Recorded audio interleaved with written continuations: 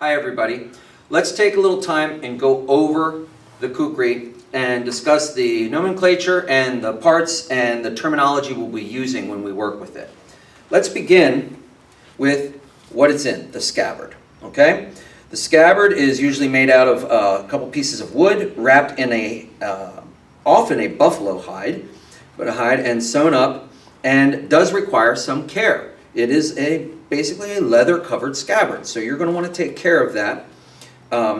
There are grooming blades that go in, and you'll notice mine do not have them. I've taken the grooming blades out for training. I don't need them there. They get in the way. So I've put them away, and I've put them and kept them safe. Now, the kukri itself. The kukri is a full-tanged blade that goes all the way through. It is the size and shape of the handle itself. This is the handle. This handle is made of wood. Sometimes they are made of bone. It is riveted on to the full tang of the blade. So this blade goes all the way down and all the way around on this shape.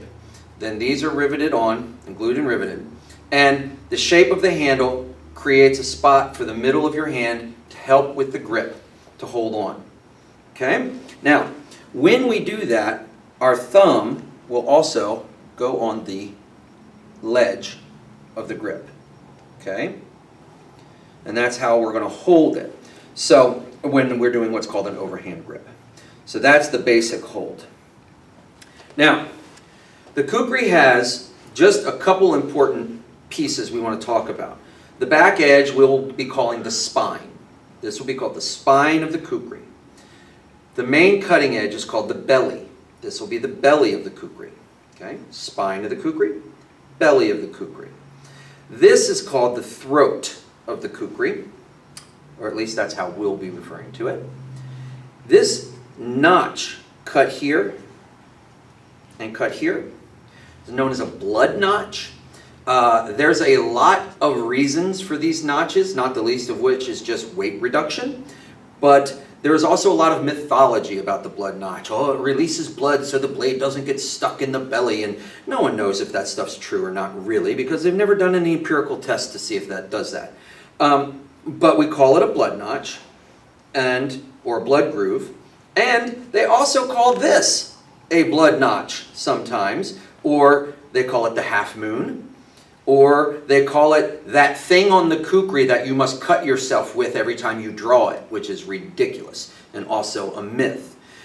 The fact of the matter is, it probably has a cultural significant reason for being there, but not a practical significant reason for being there. And it's actually very hard to figure out what that is, although there are a lot of people who will tell you, well, nuh-uh, we all know what it is, it's this. But when they tell you it's this group's telling you it's that.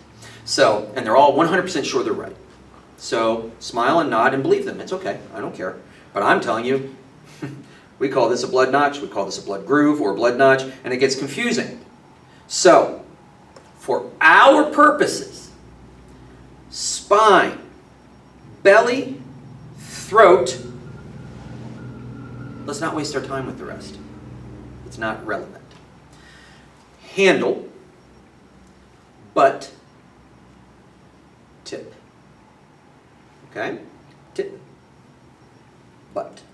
We do strike with the butt. We do stab with the tip. The beautiful thing about the kukri is it's a slicer, it's a stabber, it's a bludgeoner, and it's a puncher, a striker. Okay?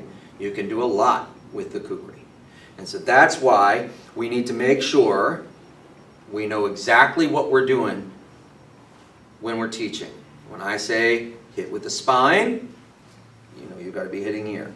When I say address the edge of the belly, I mean make sure this edge is level on target with what you're striking and trying to slice. That's the nomenclature we're going to be working with as far as the kukri goes. Look forward to training with you.